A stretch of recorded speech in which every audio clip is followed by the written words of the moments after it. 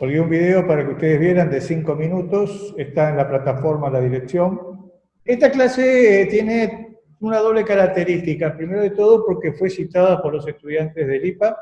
La segundo detalle que es diferente es justamente vuestra presencia, acá la presencia es semipresencial, lo cual hace un intercambio entre la gente que del IPA y ustedes. Obviamente el eje central es la planificación de la visita. Segundo detalle, dentro de lo que ustedes observan, hay dos inconvenientes que aparecen. La planificación como una totalidad, por un lado, y por otro lado, el tema de específicamente qué metodologías serían las más adecuadas pensando en el tema de la distancia social. Yo le había mandado a ellos que ellos pensaran algún tema que les gustaría trabajar pensando en la visita didáctica para poder concentrarnos en algo específico y no diversificar tanto. Hay infinidad de situaciones a trabajar, desde personas que tienen la misma carga horaria, los mismos días, con todos los grupos y por lo tanto no le cambió la situación a lo que sería la presencialidad normal, por generar gente de sexto. Y en el otro extremo tenemos situaciones parecidas a las que tienen ustedes, en el sentido de que son reducción de cargas horarias, en algunos casos llega a 1 hora, con parte del grupo y por otro lado, en una situación que va variando semana a semana y eso hace dificultar todo lo que es la planificación. ¿Qué temas pensaban ustedes? Usted tiene como eje central la fuerza neta. Sí, nosotros también. Fuerza neta. Fuerza neta, tercero. Creo que el tema de fuerza neta es indicado por una serie de características. En principio porque se supone que la dificultad más grande no pasa por los conocimientos. Dos problemáticas que son complementarias, antagónicas y complementarias. Una, el contenido que voy a enseñar, otra, la metodología que voy a utilizar dentro de mi concepción de estrategia. Dos, necesidades que yo tengo que trabajar. En algunos casos, por lo general en los cursos de física, el centro pasa por el tema conceptual. O sea, yo tengo que enseñar fuerza neta, primero tengo que entender para mí mismo y a mis estudiantes qué es la fuerza neta, y todo lo otro, la metodología, se construye en función de lo que podría ser cómo llegar a ese concepto. O sea, dentro de esos dos elementos, la parte metodológica y la parte conceptual, que son complementarias y antagónicas, hay una que es prioritaria, o sea, no hay una simetría, no tienen igual peso una cosa y la otra. Por lo general, a medida que uno va avanzando en los cursos, la parte conceptual se vuelve más pesada. Obviamente, ustedes acá en el IPA, el tema de discusión más grande es cómo entiendo el concepto de fuerza neta y posiblemente termine siendo una serie de ecuaciones, de fórmulas matemáticas, de sustento conceptual, sin preocuparse tanto en cuál es la metodología que se va a utilizar. Cuando uno va trabajando, me pongo en el otro extremo, a nivel de lo que es la escuela, el tema pasa por otro lado. En la escuela, por una serie de elementos, entre ellos por un tema de madurez y abstracción que tienen los estudiantes, la parte conceptual en esa vinculación es muy importante porque yo siempre enseño algo sobre algo, ¿sí? Pero ahí lo importante es la metodología.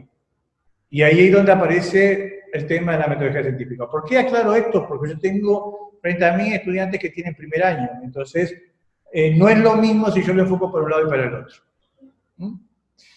Pregunta, en el caso de los que estamos aquí, aquí y aquí, ¿cómo queremos? ¿Arrancamos la parte metodológica o arrancamos la parte conceptual?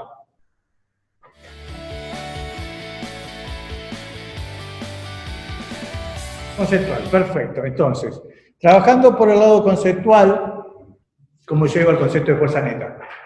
Mi idea es, yo tengo que dar fuerza neta. ¿Cómo llego a fuerza neta?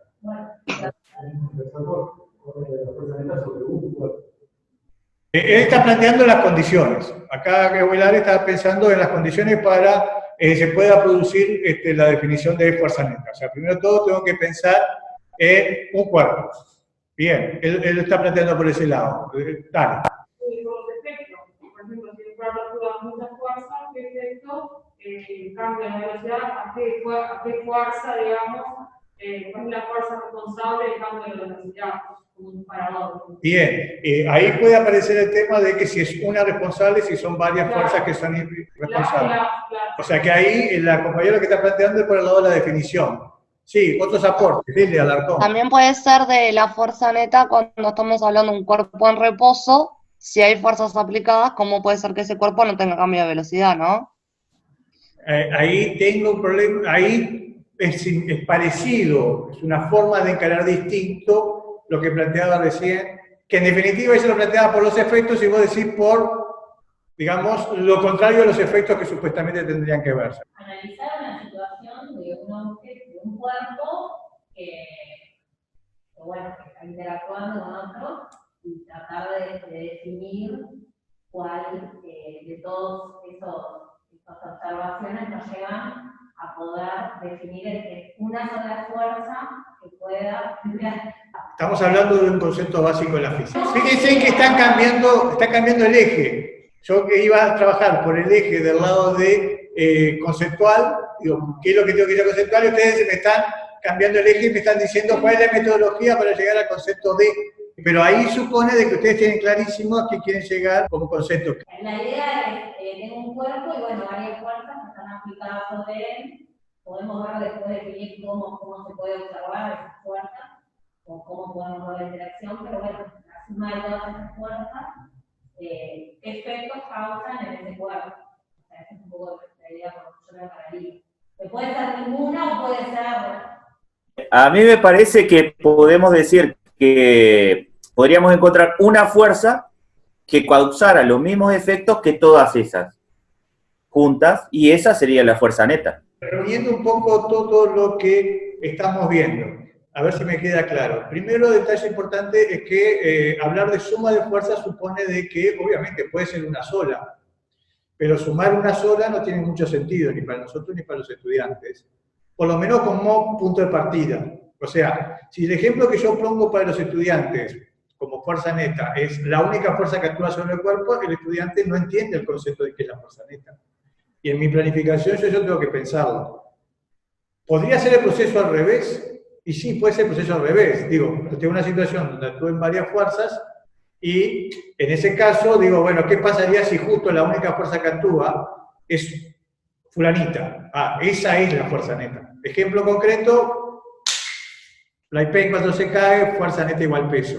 Ejemplo que hemos trabajado nosotros infinidad de veces. ¿Ah? Pero acá tenemos que tomar decisiones, y mucho de la enseñanza de la física es eso, tomar decisiones que a veces convencen a los determinados estudiantes y otros estudiantes no los convencen. Es así de simple la cuestión. Explico por qué. Primer detalle importante, para poder llegar al concepto de fuerza neta hay una cantidad de condiciones exteriores que tienen que estar claro para mí como docente y que en algún momento durante el curso tengo que decirse a los estudiantes. ¿Qué quiere decir eso? Algo que planteaba el compañero, ¿verdad? La fuerza, cualquier fuerza, tiene que actuar sobre un cuerpo. Primer detalle, ¿eso es válido? Hay que definir cuerpo. Por eso que a nivel de química y biología están más adelantados que nosotros y es importante que esto quede claro en el curso de ciencias físicas. No es un tema de cuerpo, es un tema de sistema y ambiente. Sistema y ambiente. ¿Qué es el sistema? Es el cuerpo que yo voy a estudiar. Ese es el sistema. Eso me lo tenía que haber enseñado la profesora de química o de ciencias físicas. El sistema es lo que yo voy a estudiar. Y el ambiente es lo que está afectando a ese sistema. ¿Por qué es importante este concepto? Primero porque hay una serie de cosas que no afectan al sistema, que se llama el universo. Entonces, nosotros tenemos que explicar al estudiante en alguna instancia, durante el curso de física del tercer año, y en los otros cursos, de que un determinado cuerpo puede estar siendo afectado por muchos otros cuerpos, pero hay otros cuerpos en los cuales no está siendo afectado, y eso es el universo. No todo afecta. Y esto es importante. ¿Por qué quiero decir esto es importante? Porque yo tengo que tener una prueba tangible de que esos cuerpos me están afectando. Yo como cuerpo que quiero estudiar. ¿Se entiende esto? A ver, yo tengo acá en mi mano el alcohol milagroso. Este es el alcohol milagroso, ¿sí? Que por el simple hecho de que yo lo pueda ver, me está matando el coronavirus. ¿Ah? Ustedes hoy se ríen, pero si van por cualquier feria del mundo, dice, van a encontrar las piedras energéticas. O sea, las piedras que por el simple hecho de que tengan determinado color, me hacen estar de buen humor o de mal humor. ¿Qué quiere decir eso? Eso forma parte de algo que es una realidad. Esto que yo estoy diciendo no es para el hecho de decir, qué superiores que somos nosotros, qué inteligentes que somos. Eso forma parte de la realidad y posiblemente sea una realidad de nuestra vida cotidiana que ni nos damos cuenta. Yo esto lo discutía con mis estudiantes de tercer año, siempre y cuando yo veía que el grupo era propicio a este tipo de cosas. Porque eso hace diferencia entre lo que es un conocimiento científico y un conocimiento que no es científico. ¿Un conocimiento que no es científico es malo? No. Es otro tipo de conocimiento adquirido. Mucho del conocimiento científico se basa en ese conocimiento que uno lo adquirió en la vida. Y la física a veces le sirve y a veces no. Entonces, primera idea, saber lo que es un sistema y un ambiente. ¿Cuándo tendría que haberlo definido? El primer día de clase. Obviamente, ¿cuál fue el primer día de mi clase? Para la mayoría de los que están ahí mirándome, no se sabe todavía si ya estuvo el primer día de clase. Segundo detalle, yo tengo que definir sistema. Fíjense que todavía no hablé de fuerza neta, tengo que definir sistema. ¿Qué sistema es el cuerpo que voy a estudiar? Bien, quiero simplificarlo. ¿Qué es? Es un cuerpo con determinadas características. Por lo general, ese cuerpo que yo voy a estudiar, que eso es un cuerpo rígido. Porque los otros cuerpos, que los estudiantes lo aprendieron en ciencia física también y también con la maestra, son difíciles de estudiar. Un cuerpo que sea un líquido o un gas, obviamente actúan sobre ello. Yo tengo que discutir con el estudiante en algún momento si esto es posible. Pero para poder llegar tiene que ser un cuerpo rígido, ¿no? ¿Ya? Y rígido no es lo mismo que sólido. Ojo, y acá parece que se mete la ley de Hooke por el medio, ¿no? Para atacarnos. Entonces, fíjense que para llegar al concepto de cuál es el cuerpo que voy a estudiar ya es complicado, pero además, yo quisiera decir esto, que el cuerpo va a ser puntual. Entonces, desde el sistema que yo lo voy a estudiar, va a ser un cuerpo puntual. Conocido en el ambiente físico como partícula. Entonces, y ahí aparece de vuelta el problema de la física y el problema de la física y su enseñanza. ¿Qué es un cuerpo que sea una partícula? Nada. No existe. No existe un cuerpo. Profe, ¿no sería mejor definir como que la masa del cuerpo la podemos considerar que está concentrada en un punto? Primero de todo, ¿existen los puntos? No, eso es un concepto matemático. De momento que no existe, ¿cómo se va a concentrar en algo que no existe? ¿Ah? Entonces, lo que hay que definir es que hay un cuerpo que por sus características, ¿sí?, se lo puede considerar a ese concepto que me enseñó la maestra, bendita maestra, ¿sí?, en algún momento de lo que es un punto. Pero en realidad los cuerpos puntuales no existen. Yo tengo que explicárselos eso a los estudiantes. ¿Qué quiere decir que el cuerpo puntual no existe? Que el cuerpo puntual puede ser el planeta Tierra. Entonces, ahí de alguna forma ya le estoy dando la idea a los estudiantes de que eso es un concepto relativo. ¿Ah? ¿Relativo qué? En función del modelo que estoy construyendo. Un electrón puede ser un cuerpo gigante según en función. Yo soy un cuerpo puntual, yo qué sé. Decime para qué lo necesitas. Para algunas cosas soy un cuerpo puntual y para otras cosas no soy un cuerpo puntual. Eso es una idea muy compleja para los estudiantes. Y nosotros se la lanzamos así, sin preocuparnos. Definición de cuerpo puntual. Es un cuerpo cuyas dimensiones son muy pequeñas entre sí en comparación a lo que yo voy a trabajar. Traducido al castellano básico, cuando el estudiante tiene determinado nivel de abstracción, una pelotita. Ese es un cuerpo puntual. Le llevo la pelotita, le muestro la pelotita. Pero podría ser cualquier cosa el cuerpo puntual. ¿Por qué es puntual? Y acá es una idea que el estudiante tiene que comprender. Porque no digo que lo digamos el primer día de clase, ni el segundo, ni el tercero, ni el cuarto, y capaz que se lo decimos a fin de año y le preguntamos por qué era puntual. Porque el cuerpo no puede rotar. No me interesa si rota, no lo estudio si rota. O sea, despreciamos su dimensión. Claro, sus dimensiones son despreciables. ¿Ah? Es decir, cuando me lo imagino, lo único que puede hacer el cuerpo es trasladarse, no rotar. Entonces, ¿no es más fácil definirlo como que para mi problema ese cuerpo no rota? Porque alguien me puede decir, bueno, pero ese marcador, si yo lo dejo caer como lo dejaron caer ahora, es puntual para mi problema, sin embargo, porque no lo hice rotar. Bien, pero ¿qué significa eso? Pongo que vos en algún momento tenés que hablar de lo que es la rotación. Claro, más adelante lo vamos a tratar en el curso. O no, capaz que en el curso de tercer año nunca ves lo que es una rotación. Por eso es lo que Está Torque, Torque puede está. pasar lo mismo con la pelota. Sí, la pelota rota, el cubo rota. Por eso es lo que yo te comentaba a vos. En cualquiera de los análisis que tú vas a hacer, nunca vas a ver la rotación, solo te va a interesar la traslación. Pero lo que le estás vendiendo de fondo al estudiante, y eso tiene que aclarar, es que le estás simplificando un modelo. ¿Ah? Le estás simplificando un modelo, porque de hecho los cuerpos rotan. Digo, Sí. yo camino y ahí tengo giros en mi cuerpo, porque si no, no puedo caminar. No voy patinando así, cosas por el estilo. Por lo tanto, lo que yo siempre estoy viendo es una simplificación de la realidad. Entonces, más bien lo que tengo que trabajar primero que nada es modelo, No. además de... Ese es el chiste, pongo, el chiste en la enseñanza de la física, que no hay un primero. No hay un primero. ¿Qué tengo que trabajar? No sé, porque si vos trabajás en modelo en abstracto, te pasa lo mismo que cuando yo te vendí la semana pasada en la planificación de la clase. Vos decís, te entendí nada, pero no sé cómo hacerlo. En cambio, si yo hubiese arrancado con una situación práctica y después te digo, bueno, ahora que tenemos esa situación práctica, ahora vamos a ver de qué se trata. Para llegar al concepto de cuerpo puntual, partícula, el primer detalle importante es que es muy complicado. Segundo detalle importante que nosotros le estamos vendiendo a los estudiantes al principio, en el medio o al final, es que ese cuerpo tiene determinadas propiedades que nos interesan. Obviamente hay otras propiedades que no nos interesan. Por ejemplo, si es verde, amarillo o azul. Eso no lo decimos a los estudiantes. ¿Por qué? Porque estamos pensando en una esferita que es un cuerpo puntual, porque nosotros somos, muchas veces en nuestras cabezas somos grises. ¿No? Y nosotros, grises en el mejor sentido de la palabra, ¿no? O sea, no nos preocupa el color, porque ya tenemos asimilado que ese no es un detalle importante. Por eso cuando después los estudiantes dan matemática y diseño, y le discutimos todo el tema del color, los estudiantes primero no entienden por qué estamos discutiendo eso, si es obvio. ¿No? Entonces acá hay que mostrarles de que ese aspecto no. Entonces se lo decimos. Bueno, este va más rápido, menos rápido, con más velocidad, menos velocidad, o sufre la fuerza, porque tiene el color verde. Y el color verde es el color de la esperanza, y entonces, y el rojo es Marte, y entonces se queda fuerza, sangre, entonces está bien, ese tiene mayor problema. No, hay cosas, una cantidad de cosas que nosotros no decimos, hay que decirlas, hay que mezclarlas, nos parecen obvias y no son tan obvias. No son tan obvias. Por eso hay que mencionarlo por ahí, manejarlo con ellos. Otra cosa que no decimos con los estudiantes es que los cuerpos puntuales que nosotros vamos a trabajar van a tener, entre las propiedades que nos interesan, una que ya lo vieron en ciencias físicas y que no saben muy bien qué es, que es la masa.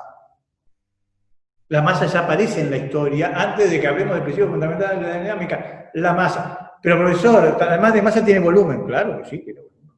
Sí, tiene volumen. Las dos cosas, entonces, anote las dos cosas. Tienen volumen y tienen masa. ¿Ah? Pero obviamente, como yo soy el final de la historia, lo que le voy a meter es la masa. ¿Y por qué es importante la masa? Porque le voy a decir, bueno, nuestros cuerpos, ¿le vamos a estar cambiando la masa? Entonces ahí aparece otro aspecto importante. No. Ustedes pónganse a pensar en ningún problema que ustedes le plantean a sus estudiantes de física, aún en quinto año, plantean el tema de modificaciones de masa. Es más, cuando en el principio fundamental de dinámica en quinto se habla de qué pasa si se cambia la masa del cuerpo, el estudiante no entiende por qué, porque la masa siempre es la misma. Ni siquiera piensa que se conserva, siempre es la misma. ¿Ah? Eso es algo que no le decimos a estudiantes, pero hay que manejarlo con eso. Otro aspecto que está implícito en esto es el aspecto espacio-temporal. ¿Hay que manejar que la masa varía? No. Ah, Hay que, en algún momento, a ver, ¿qué es lo que hace la experiencia? O mejor dicho, la vejez. Que vos detectás determinadas cosas que no lo decís porque están implícitas, que para vos son obvias y no tiene sentido ni por qué decirlas, y que en realidad para el estudiante no es tan obvio. Porque ni siquiera, por un lado, ni siquiera se lo plantea como problema. Para él no es una dificultad. Entonces, cuando vos le planteás el tema, ¿qué pasaría si la masa cambiara? ¿Cómo si la masa cambia? Claro, a ver, yo, por ejemplo, en este momento estoy perdiendo pelo. Mi masa está cambiando. Entonces ahí aparece otro aspecto interesante que es el tema de qué quiere decir cuando la masa está cambiando. Y de vuelta nos metemos en el tema de qué quiere decir que sea despreciable o no. La masa. Lo mismo que las longitudes. Y eso es un tema que, fíjense, en que atraviesa todo el tema experimental. Cuando yo trabajo a nivel experimental. ¿Sí? No conviene, pero dejarlo ver. ¿Y qué pasaría si fuera? Dejarlo como actividad para que ellos piensen. A ver qué te contestan. La conclusión que ellos van a llegar, que tú querés que ellos lleguen, es, ahí se complica todo el análisis. Bien. Es cierto, se complica el análisis. Entonces, ¿qué vamos a hacer? Dejémoslo para más adelante. ¿Ah? Dejémoslo para más adelante. La realidad es compleja. Nosotros trabajamos con un modelo de la realidad simplificada. ¿Sí? Esto es importante porque después los estudiantes nos dicen a nosotros, profesores de física, nos dicen, pero lo que usted me está enseñando no tiene nada que ver con lo que me pasa a mí en la esquina. Entonces yo no sé. Que ellos empiezan a revelar y como que no adquieran nada. Bueno, La pregunta. primer detalle importante. ¿Cómo se define algo nuevo? Algo que no vieron nunca. ¿No vieron nunca el concepto de sistema y ambiente? Se supone que sí, obviamente. Bien. O sea, eso en realidad es retomar. Lo que acaba de decir es el tema de justificar el diagnóstico. Es un poco lo que yo les hablaba a ustedes el otro día. La necesidad que yo tengo de hacer un diagnóstico para ver qué conocen los estudiantes, justamente para que yo piense que obviamente voy a dar un conocimiento que va a tener un escalón, ¿sí? Un salto cuántico, cualquier conocimiento que yo le doy a mis estudiantes, que yo piense que va a ser un salto de este estilo, que resulta que para los estudiantes es un salto de esta forma. Y cuando yo digo mis estudiantes salto de esta forma, lo que estoy diciendo en definitiva es que, conociendo yo a mi grupo, va a haber estudiantes de que van a llegar a este, pero también a este, pero va a haber muchos estudiantes ya con este tienen dificultad, para este no, me pierdo la 3/4 parte de la clase. Entonces yo tengo que regular eso de ahí. Obviamente en una situación común, yo le hago un diagnóstico, le mando conocimientos previos, ya cuando yo tengo una experiencia en el curso, ¿sí? O sea, vengo dando tercer año durante muchos años, ya la primera prueba diagnóstica que hago, de las muchas que voy a hacer en el año, es decir, te pregunto estas cosas. Sí, yo estoy de acuerdo contigo de que hay una cantidad de conocimientos nuevos, tengo que regularlos y que en algunas cosas las voy a aclarar el primer día, el segundo día, tercer día, y quizás hay algunas cosas que no se las voy a aclarar nunca. ¿Ah? Por ejemplo, una de las cosas que tú ni siquiera vas a entrar a hablar con tus estudiantes es que las fuerzas pueden ser variables. Si sea en el caso de Hooke, que ese es el gran tema que tiene Hooke, y que actúan fuerzas variables sobre el cuerpo, una de las grandes cosas que tiene. De hecho, después todas las situaciones que tú le planteas a sus estudiantes son fuerzas constantes.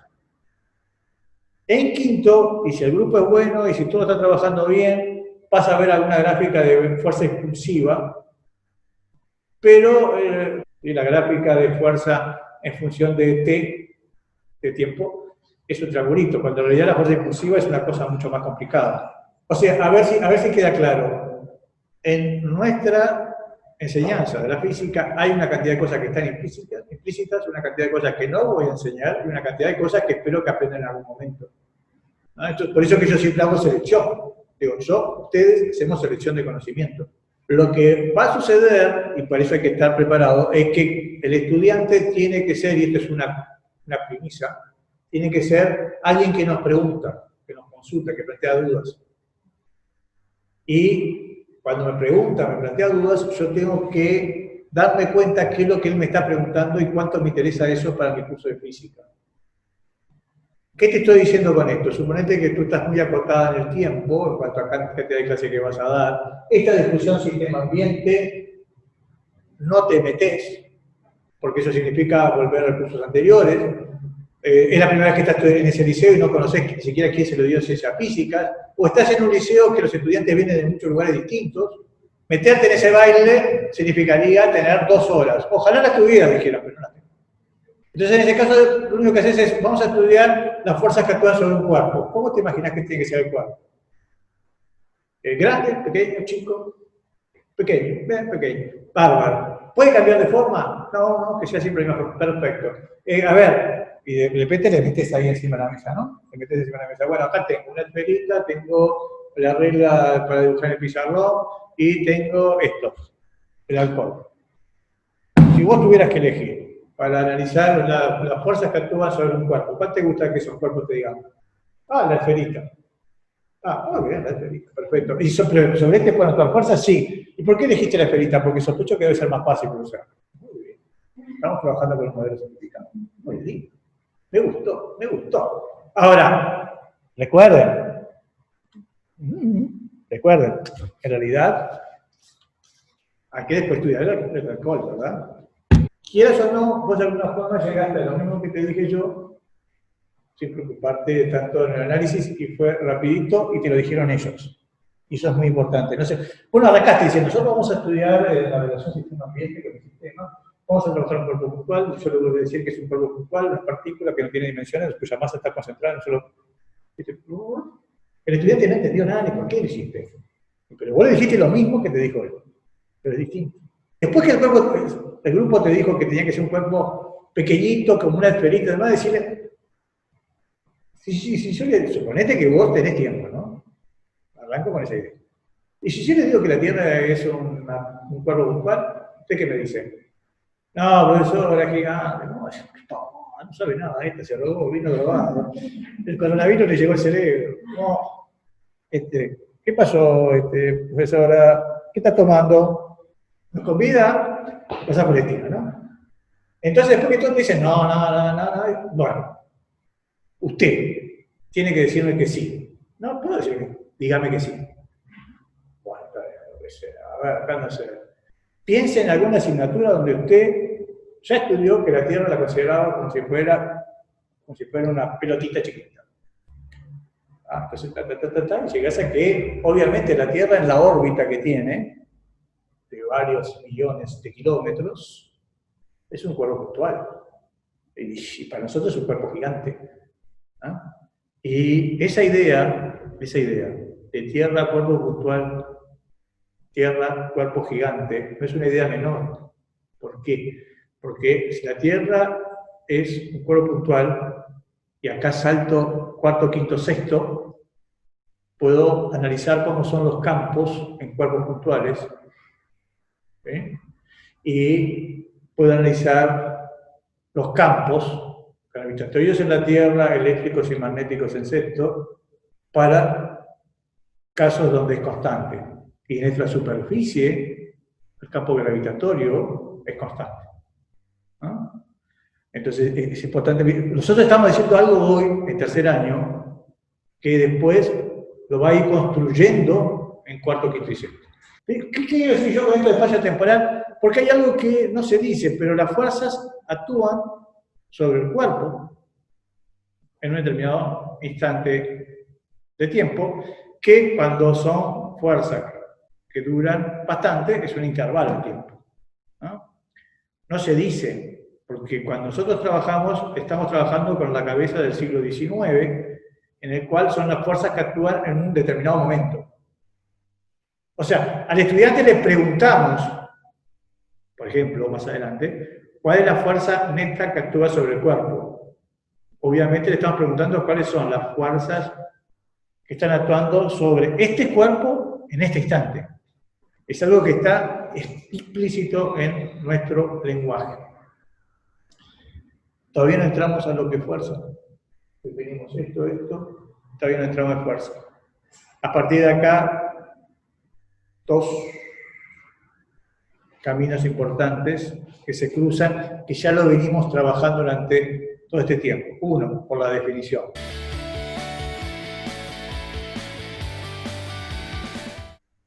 Siempre que haya fuerza, tiene que haber cambio de velocidad, según lo que yo dije. Bien. ¿Qué es un cambio de velocidad? No sé, pero hay un cambio de velocidad. Muy bien. ¿Cuál es la otra definición que yo estoy trabajando en estudiantes? Para que haya fuerza tiene que haber interacción entre dos o más cuerpos. Este concepto de sistema y ambiente implica interacción. Por lo que yo acabo de decir, para que quede claro para todos mis estudiantes, uno puede arrancar por el principio de interacción, más llamado principio de acción-reacción, con esto, o puede arrancar por el principio fundamental de la dinámica, a través de la definición, después de que define hasta que llega a aceleración, y después fuerza neta y aceleración. ¿Y cómo defino fuerza neta ahí, profesor? Bueno, ahora vemos. ¿Qué quiere decir esto? Para que ustedes lo que voy a decir ahora lo van a pensar. No me respondan. Quiere decir que si yo empiezo por esto, la interacción es un principio. Y fundamental de la dinámica es una ley que se deduce a partir de este principio. Si arranco con el otro, por la definición, Entonces es el principio fundamental de la dinámica. Y esto, lo que yo llamo principio de interacción, en realidad es una ley, la ley de interacción. Y aquí tenemos el concepto de matemática, que es el principio. ¿Por dónde Y se arranca? arranca por el principio de inercia, como tenía pensado yo. El principio de inercia es el principio fundamental de la dinámica enmascarado. Ah, y le digo así a mis alumnos. Este es un principio, el principio enmascarado, les digo, profe. No, usted va a arrancar con el principio de inercia, pero cuando vea el principio fundamental de la dinámica, como se basa en el principio de inercia, también está hablando del principio fundamental de la dinámica. O sea que les digo que después... No es una discusión para los estudiantes. Diferencia entre principio y ley.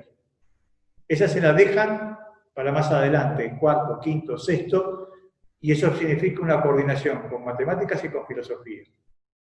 ¿Qué quiere decir un principio? ¿Qué quiere decir una ley? Para los estudiantes les es indiferente, no van a ver la diferencia. Para ustedes no. Obviamente si ustedes les pregunto cuál es la diferencia entre un principio y una ley, ustedes no van a... Por eso dije que no lo dijeran. Me lo van a decir con creces. ¿Cuál es el tema para poder llegar a la fuerza neta? Veamos las dos definiciones de fuerza neta. Que trabajamos con los niños de tercer año. Este es el final de una historia. El otro final de la historia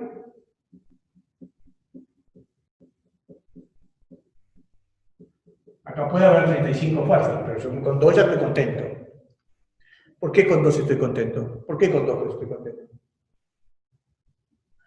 Porque con una no sería la suma. Bien. ¿Y por qué no 4 o 3? Es más sencillo, con 2, con 3. Bien. ¿Ves que ya está vendiendo el modelo? Ya lo está vendiendo. ¿Ah? Ya está en el mercado.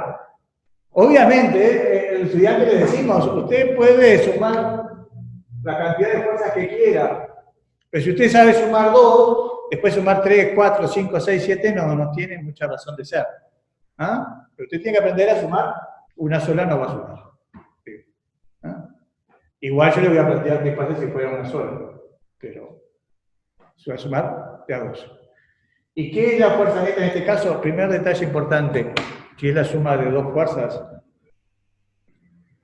no la hace ningún cuerpo. Los cuerpos, por interacción, hacen la fuerza 1 y la fuerza 2, pero no la fuerza neta.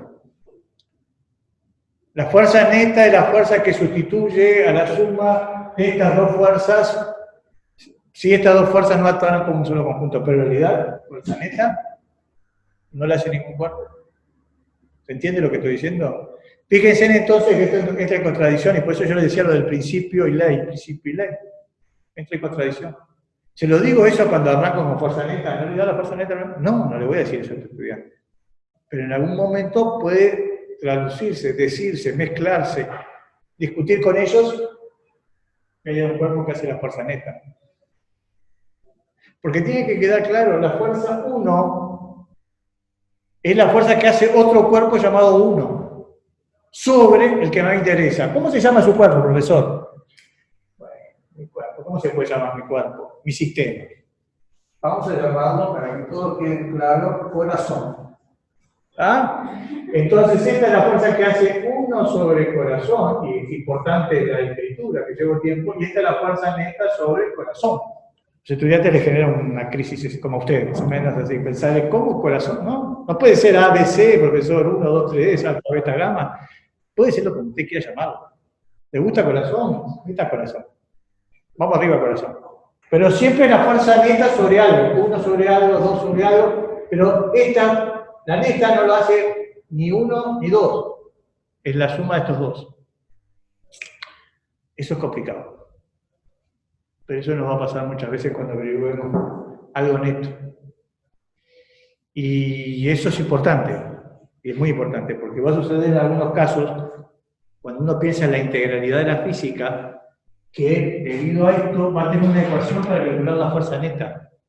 No hay un campo magnético, una ecuación que me permita calcular el campo magnético neto creado por varios conductores, ¿sí?, rectilíneos. No lo hay. Está lo que puedo calcular el campo magnético 1, el campo magnético 2, y después la suma vectorial del 1 más 2. ¿Ah? Claro, puedo escribir las 2 acá. Esto es un choque psicológico para ese estudiante. El otro choque psicológico de los estudiantes es, decime, ¿la fuerza 1 la puedo calcular como masa por aceleración 1? Tengo que tenerlo claro. La respuesta es no. ¿Por qué? El cuerpo solo puede tener una aceleración. ¿Por qué? Porque puede tener solo un cambio de velocidad. Bueno, sí, pero si yo hago como que la fuerza 2 no está así, pero estás fantaseando, estás cambiando el espacio temporal. Haces cómo. Entonces estás hablando como lo que no es.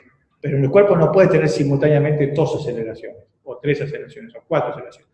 Esta ecuación solo es válida para la fuerza neta. Bien, pero si en el principio de la iteración, profesor, solo está actuando una fuerza que hace el cuerpo 1 sobre el 2 sobre 1, sobre cada uno de esos dos cuerpos, si es la única fuerza que actúa sobre el cuerpo 1 y la única fuerza sobre el cuerpo 2, ¿puedo aplicar sobre eso más igual aceleración? Es lo que famosa deducción que se hace, el principio de conservación de cantidad de movimiento, el choque de las dos esferitas, ¡puf! Vamos así. Ahí se estudia la interacción que se produce, se escribe masa por aceleración, dividido y el intervalo de tiempo, se multiplica, Sí, eso porque justo la fuerza neta es una sola fuerza de interacción. Claro, para ahí simplificar el modelo. ¿Por qué? Porque el peso es despreciable. O el peso está siendo anulado por la normal porque se supone que eso se mueve sobre una superficie plana. Sobre el tablero de billar. El pool para los jóvenes. Que ya son tan jóvenes, ya las escuchan, no son tan jóvenes. En definitiva, ¿se entiende? Esta ecuación solo es válida para la fuerza neta y hay muchas cosas que van a ser netas, esto ya no va a ser válido. ¿Cuándo se lo digo eso a mis estudiantes? Capaz que el estudiante pasa por todo el ciclo liceal o de formación de educación media y nunca lo sabe, pero yo como docente tengo que saberlo. Porque capaz que hay un estudiante que no me lo dice en palabras, pero piensa que el cuerpo tiene varias aceleraciones, o piensa que tiene varias velocidades. Fíjense de que la física, la enseñanza de la física es difícil. ¿Por qué estoy diciendo eso? Porque yo acabo de decir que el cuerpo no puede tener muchas velocidades. En el mismo tiempo. En un mismo tiempo. Y de acuerdo a un mismo sistema de referencia. Que los sistemas de referencia son espacios temporales. ¿Qué quiere decir con esto? Todos los cuerpos tienen, profesor Klein, siempre, muchas velocidades. Depende del sistema de referencia que se está trabajando. Por eso no te lo vamos a decir, por ejemplo. Pero cuando yo llego a eso, a un concepto con ese estudiante, es muy complejo. Porque en determinado momento yo salí del modelo simple y me metí en un modelo complejo. ¿Tengo que hacerlo eso con los estudiantes? En sexto año, sin lugar a dudas, porque tengo que ver relatividad. En tercero, no. Pero si el grupo es genial, tengo tiempo, me gusta, justo uno vio, yo qué sé, en Netflix algo sobre Einstein, no sé qué cosa, y me habló algo de relativo, ¿lo puedo meter? Sí. ¿Lo meto en mi clase común, presencial o virtual, de clases cotidianas? No sé, capaz que le mando a fulanito, que le interesó el tema, hablar sobre sistemas de referencia inerciales, que haga un trabajo aparte. Él queda contento y yo quedo contento. Y obviamente después lo evalúo, le digo que es un buen tipo, cosas por el estilo. Es más, puedo encontrar determinados estudiantes que esto que yo estoy hablando no les interesa para nada, pero sí les interesa el tema de eso que hablaron de que Einstein no puede existir una velocidad mayor que la velocidad de la luz. Y eso es lo bueno de la física.